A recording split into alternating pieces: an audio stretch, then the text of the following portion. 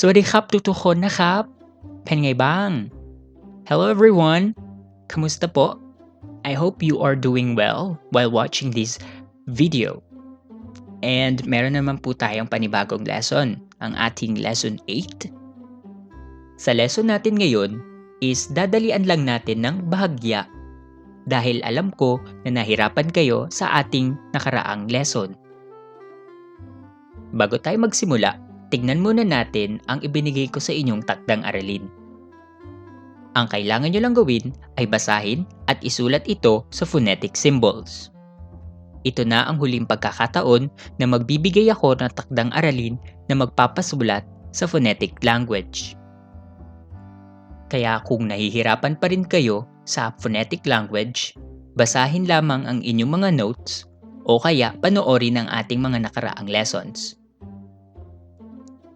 Ang pag-aaralan natin ngayong araw ay ang mga sumusunod.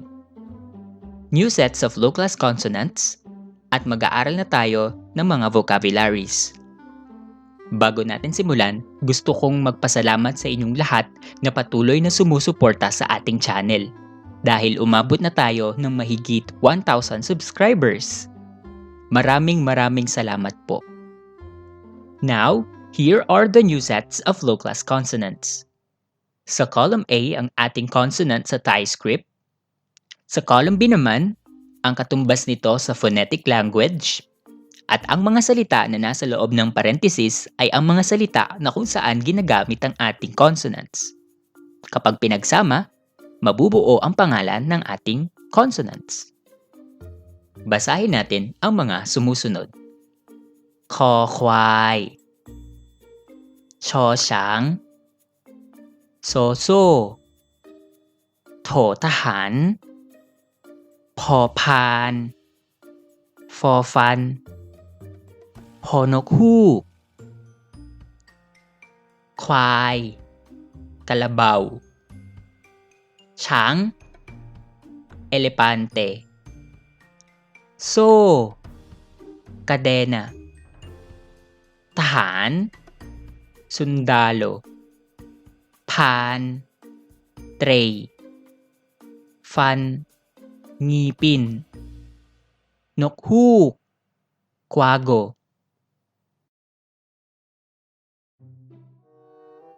คอควาย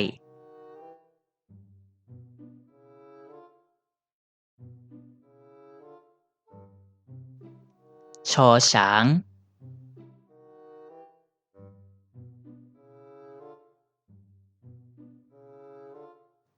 โซโซ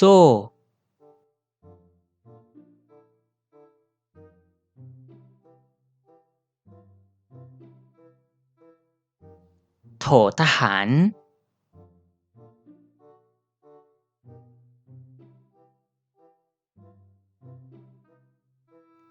พอพาน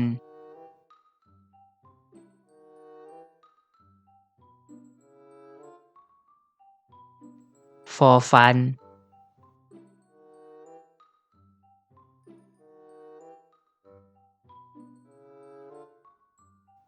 พอนกฮูก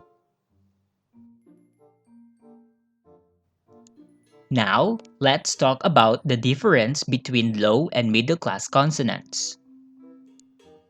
Simple lang naman ang pagkakaiba ng middle class consonants at ng low class consonants. Ang middle class consonants ay unaspirated at ang low class consonants ay aspirated. Ta, ka, ji, chi, tơ, thơ, pu, pu. Napansin niyo ba ang pagkakaiba? Ito naman ang low-class consonants kapag ginamit sila bilang final consonants. Magbigay tayo ng ilang halimbawa. Shock, rat, love. Ang dali lang, hindi ba? Now for your homework, learn the words and read the following sentences. Ito ang mga salita na inyong pag-aaralan. Subukan nating basahin ang mga sumusunod. Yay. Yay. It means grandmother from your mother's side. Shop. Shop. To like. Do. Do. To watch. Deck. Deck. Child. Deck deck. Deck deck. Children. Jump. Jump. To catch. Poo. Poo. Crab or lobster. Tale. Tale. Sea or ocean. Basahin natin ang susunod na set of words. Ta. Ta. Grandfather from your mother's side or eyes. Gap. Gap. With or and. Jat. Jat. To arrange. Ngan. Ngan. Party or work. One. One. Day. To be born. Good. Good. Kapag pinagsama mo ang one, good, one, good, it means birthday. Look. Look. Child or son or daughter. Ah. Ah. Aunt. Next set of words. Kon. Kon. Person. Jin. Jin. Chinese. Kin. Kin. To eat. Je. Je. Vegetarian. Tuk. Tuk. Every or all. Pi. Pi. Year. So if you are going to combine tukpi, tukpi, it means all year or every year. Dön. Dön. To walk. Tam. Tam. After or along. Thang. Thang. Way.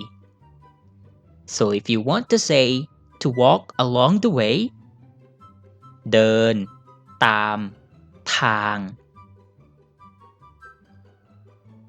พูด พูด to speak ดัง ดัง loud ดังดัง ดังดัง very loud or louder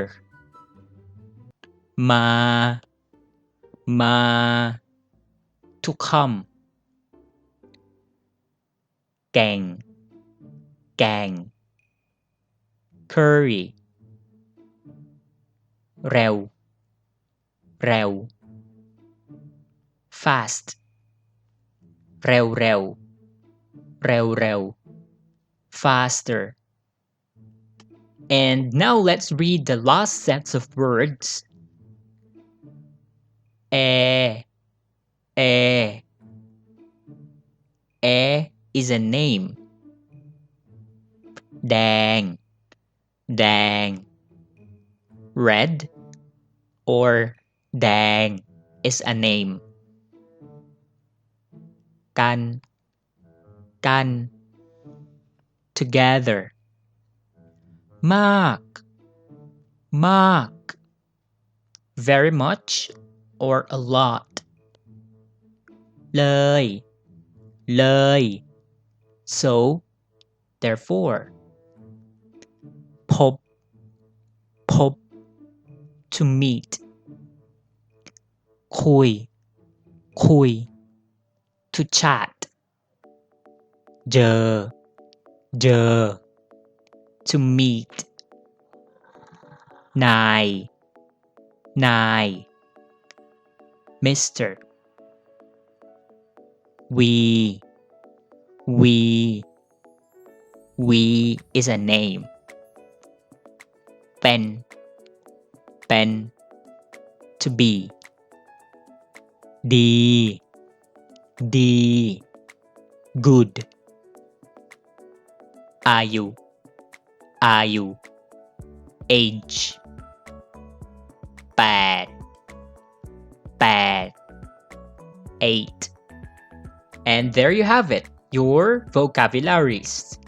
Base sa mga salitang ito, paano mo sasabihin sa Thai language ang very good? If you know the answer, put it in the comment section down below. Now, for your homework number 2, these are the sentences na kailangan yung basahin and try to translate this in English. Basahin natin ang unang pangungusap. ยาย ชอบ ดู เด็กๆ จับ ปู ริม ทะเล Again ยาย ชอบ ดู เด็กๆ จับ ปู ริม ทะเล Kapag babasahin mo to sa normal speed, ยายชอบดูเด็กๆจับปูริมทะเล ยายชอบดูเด็กๆจับปูริมทะเล Nakuha po ba? Now do your homework and magkita-kita po tayo sa ating susunod na lesson. สวัสดีครับ